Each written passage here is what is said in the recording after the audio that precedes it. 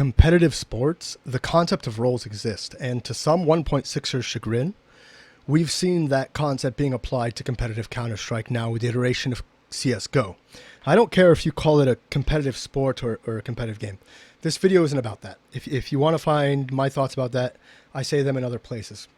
Now, I've also made numerous videos on roles here on this YouTube channel. Here, and I'll put it down maybe here, maybe there, I don't know, that you can take a look at if you'd like to know my views on roles and why they exist. Now, this isn't 1.6, this is Go, and roles do and will forever exist for the reasons I detail in the video. To sum it up shortly, because it provides a team structure whereby players can immediately identify and acknowledge what they are responsible for, accountable for, and what they are most proficient at and suited to. You could also put teams for that. But it basically assists in the facilitation of team play and teamwork right away. Whereas a team that's been playing with each other for longer might not actually need those absolutely defined roles, but they did need them in the beginning, so to speak. It also allows teams to understand, because of what they're proficient at, because of what they're suited to, it allows teams to understand what routes players take during set executes on bomb sites and what players' responsibilities are during even these site takes, right? So for example, if taking bomb site B on Inferno, many theories exist on which route the entry fragger takes to clear the site, or I wouldn't say many, a small few. Some people think, you know, a player should go straight up, go by oranges. Some people disagree with that and think a player should actually go all the way out to grill and then come up by spools. You'll see different teams actually do different tactics with how the meta works. Or maybe if there is a Molotov on U-Box, then you would have a player come up closer to oranges.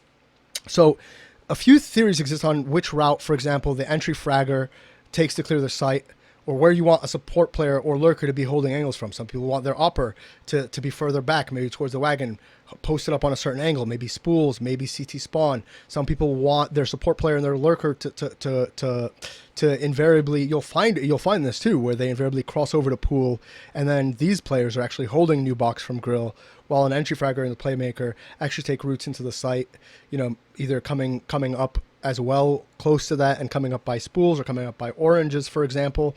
I'm saying all of this so you can understand what's actually going on in these circumstances. Excuse me. So roles exist in site executes and site takes, but even before those site takes, teams often make a play for map control by going into what is known as a default, okay? And this is also where roles exist. There exist in defaults. Now, in the sports I mentioned before, in these organized sports, due to team play and this being a team game, and CS will always be a team game, it takes 5 to win. In associated football or soccer or rugby or basketball even, or American football, the NFL, college, there are formations. For instance, in soccer, you can have, you know, the 4-4-2 or the 3-3-3 or the defensive Italian formation of a 5-4-1, 4-5-1s if you want a mid-heavy formation. Well, it just like that. I mean, or in football, you can have, if you don't know soccer very well, shotgun formation, I-form, spread formation, all of which allow you to do certain things, take away certain things, and basically fit your team in a sort of way in what your team wants to do in that exact instance or that exact play or that exact minute. You know, in basketball, for instance, there's the single stack, there's a double stack, high post, 2-3 high, horn where everybody's on the outsides, overload formations, everybody's on one side of the map, and so on and so forth. Well, anyway, I want to let you, the viewer, know, if you don't already know, that there are formations in Counter-Strike too. And these formations can actually go on to dictate what roles players play. For instance, teams will have different formations during different circumstances depending on what they want to accomplish or what area of the map they would like to control. Like chess, this is a game about map control, having a limited amount of pieces and resources. And like the chess pieces, each player comes with a certain amount of roles that they are proficient with and willing or comfortable to do. This is how I view the game, and I make no concessions here. It is an iteration of chess. A lot of games are, actually, because chess is a bit of the father, if not a forefather, of a lot of games, right? Of game theory. So, in the essence of taking or holding map control, right, teams will often default or assemble into a default formation based on map. And as I can assume you are familiar with the different map layouts, you'll realize that different default formations inherently fit different maps. Well, there are also other formations that a team can use either at the start of a round or even to see through achieving their goal and taking a site on T side, or people can start with one formation and then change to another. Anyway, if you notice, people are readily accepting of formations existing on the CT side of the map. For example, you'll hear this you hear them talking about like a 1-3-1 defense on cache, or 1-2-2 defense on cache, or a 3-1-1 on Dust 2, or a 2-1-2 on Dust 2, for example. Well, what I'm identifying is that the same concept of formations exists on the terrorist side, and they're actually quite similar. Now remember, almost nothing I say is black or white or binary, and I hate speaking in those terms. Almost everything is a percentage or a degree to me. So remember, which formation a team plays almost must be considered as just which formation a team plays the majority of the time, because teams will have their standard en français, in French, or default formation that maybe they do 60% of the time, or 40% of the time, or 30% of the time, and then they do a bunch of other shit like less than that even, because 30 would become the majority somehow. I haven't done the fucking math. I'm not a fucking mathematician, man. And they do another formation, let's say 20% of the time, or another formation 5% of the time, and so on. So I would have to statistically actually break it down for specific teams in demo review to have a very objective way of saying this. But so now on to the formations, okay? So for instance, there is the 1-3-1 formation, which, like Hansel, is pretty hot right now. This formation, it is very hot right now. A lot of successful teams are doing it. This formation consists of two players isolated on the peripherals. Okay, so one player on one side of the map, another player on the other side of the map, and three players in the middle taking mid control usually. You'll see this formation on cache, for instance, with three players taking mid control, one player outside of B, one player either door or A main. They can also, by the way, hear the reason why is they can hear flashes and pushes from door if they go door. So most likely you'll find them door and not A main actually. Or on Mirage with three players mid, because it's very atypical for a CT to just walk into A main and just walk without a flash, without a smoke, without anything, and just start flanking like that. That would be very suspect, for example, right? Or on Mirage with three players mid, or even for mid, one player underpass and two players top mid. They're still working together to take mid control. So it would maybe start off as a 1-2-2, and it would morph into a 1-3-1 once that player comes underpass and starts helping mid, right? And then you'd have one player in halls or A ramp, just here for any halls or A ramp pushes in case they want to come back to A and execute on A, or a player in B halls just in case somebody might push B halls, and this is more of a dedicated lurk spot, right? Or on train, with one player Ivy, you could have one player Ivy, right? Three players T-Con, or even out. They could come out into the train lanes, and one player brown, white halls, or overpass. On overpass, you could have three players taking mid control through connector. Fnatic used to do this all the time. One player towards fountain or along, or wherever the fuck they want to go at the pace that they want to go at. Usually when his team has actually taken connector control. And then one player outside of B. For example, on Dust 2, you could have three players mid, one player in tons, one player outside of long. On Inferno, you could have one player responsible for banana, three players alt mid, converging on mid, and one player going into halls and taking long haul. Oh, God. I am not going to do this for every formation, by the way. Trust me. That this is the last time I'm going to explain it in this much detail. As you can see, though, okay, this formation can be formed on practically any map, really.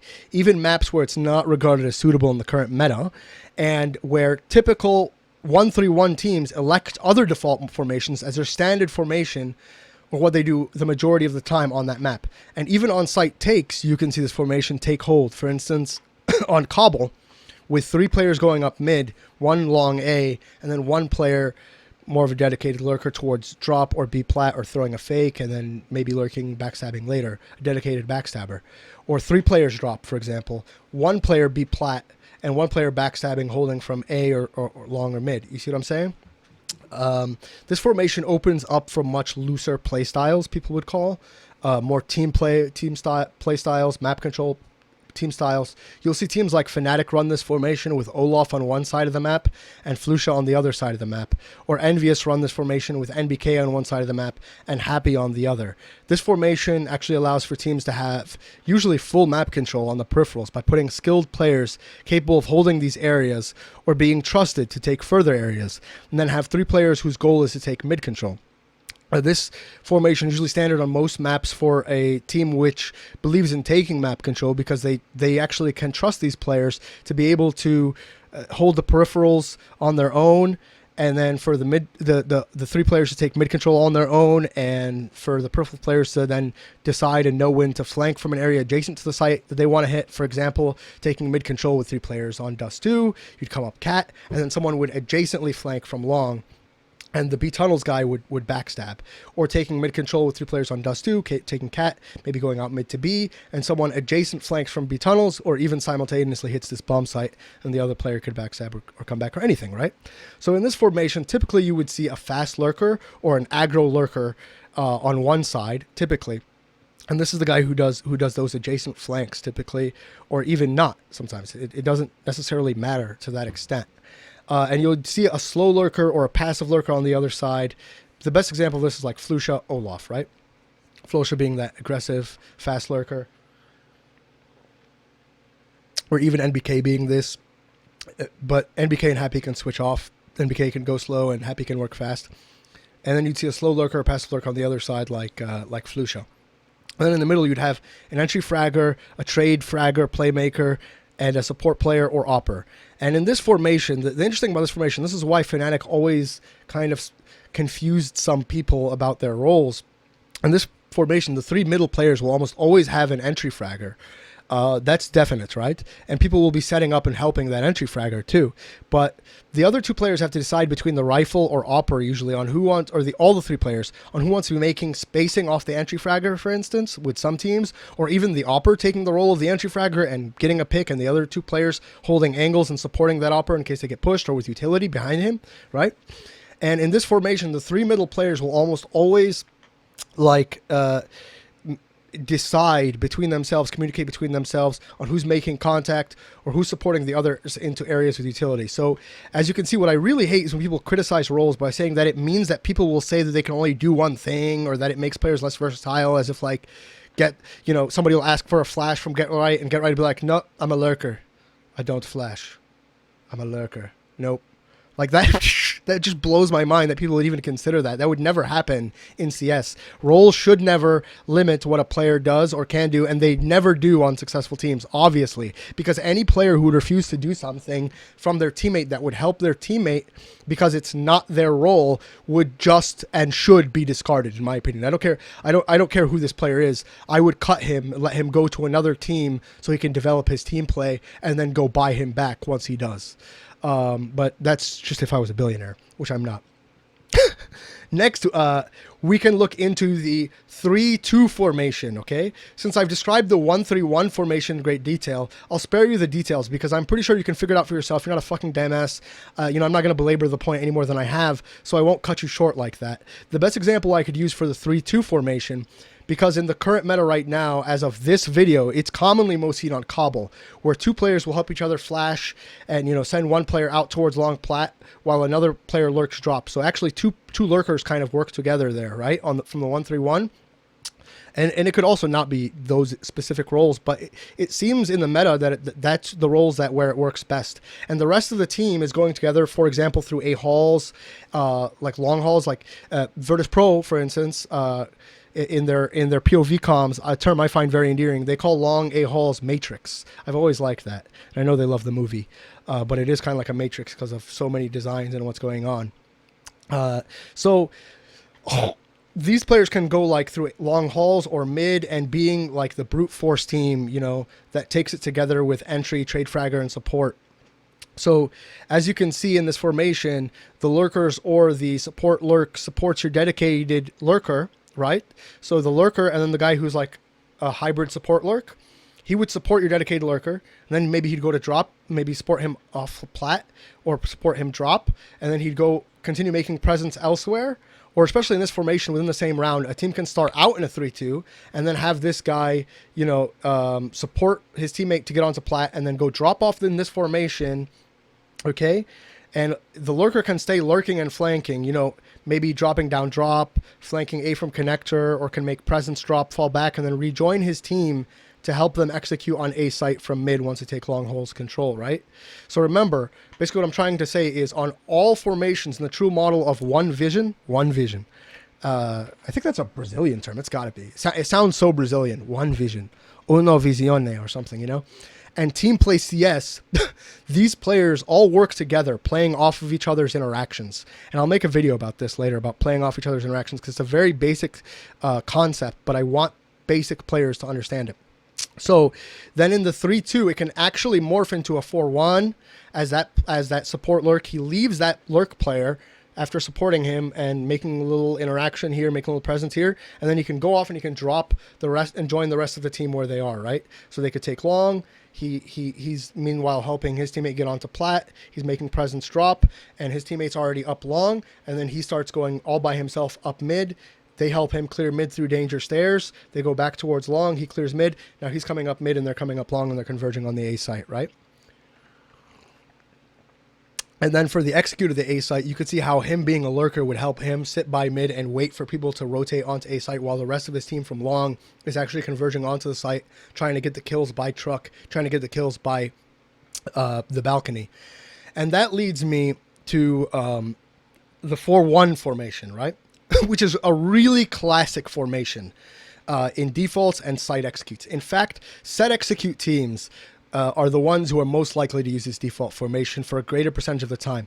G2, now X-Titan, runs this formation often. For example, it's a classic formation, so a lot of teams run it, including Virtus Pro. I should have made the picture of Virtus Pro and added them in the set formations part in my last video. Hopefully I'll link that here, talking about the spectrum between map control teams and set execute teams. If you haven't watched that one, you really should. I just made it, I think yesterday. Or, so like Virtus Pro, and in North America, it's been called, sometimes known as like a narration of the Warden 4-1, where that one player can throw a fake on one bomb site, timed well, right before his 4 teammates on the other side of the map execute on the other bomb site. Or sometimes in eco rounds, you'll see this.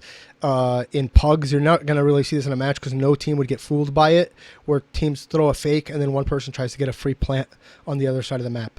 But don't fool yourself. It doesn't happen in league play. It only works in pugs. Or the one player can just sit right and catch in the 4-1, can just sit, and this is also where you'd find it in 1.6 with operas like Fraud, who can split the map, and you still see it to this day on D2. So that player, that opera, can just sit and catch rotates. Even on Dust 2, even if a rifler can sit mid and catch rotates, while his other teammates, maybe like an opera, for instance, he's opping mid, his teammates get ready to blitzkrieg out of B halls onto the B site. They wait for all the mollies and smokes or whatever a team does, bait out their nades maybe, and then they just blitzkrieg into B, and then that one opera can just sit mid the whole round. Mola loves to do this historically, actually. The one player can for also, another example, can sit and just lurk mid on cache and wait for a player to come through highway on an A take. A lot of teams like to do this. They like to wait, boost somebody up on boost box, then go set up for A, and then do an A execute. And then that guy who's boosted on A isn't really peeking or anything. Once the execute happens, then they peek and they try to catch rotators. Okay. Another example. I've seen G2 do this. A lot of teams that do 4-1s do this. Basically, X-Titan. He can sit mid on cache, for example, on a B hit, and just sit there, not peeking, wait for somebody to rotate through vents, and he can backstab those guys in reaction to a B take by his 4 teammates coming up B main. So as you can see, this formation is more common with set execute teams like LG, Dignitas, Virtus Pro, Navi, G2.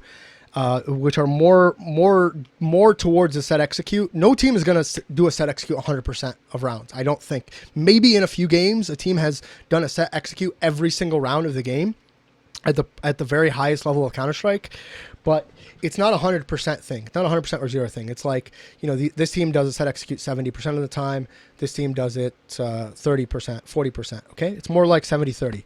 And, the surprising thing about Na'Vi actually is that they are most likely to run a spread formation. This is why Na'Vi takes so much time off the clock, because if Na'Vi was like a soccer team, they would be like this super defensive soccer team with great defensive players that, just play defensive soccer. They like run a 6-3-1 or a 5-4-1 or something. So the spread formation is the most defensive formation in CS. Some teams run it in anti-ecos. I vehemently oppose to it being run in ecos. In fact, I think it's one of the biggest reasons why eco rounds are lost. In this very defensive or territorial formation, not run in eco, run in anti-ecos. This is why I think teams get ecoed.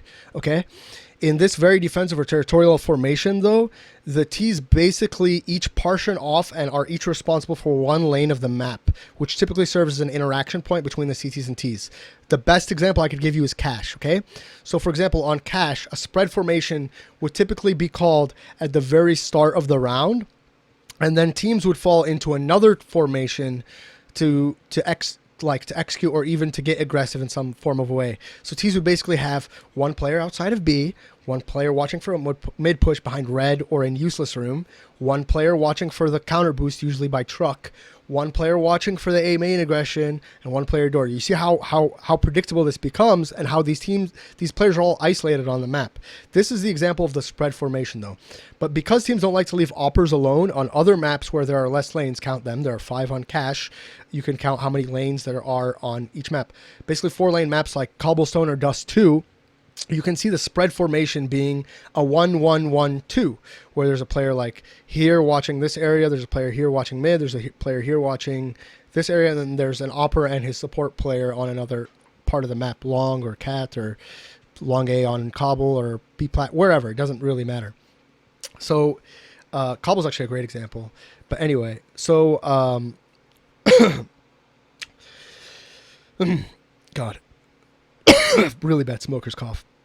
So defensive tutorial default teams would basically have that. So if an opera gets overrun by CT aggression, that won't happen.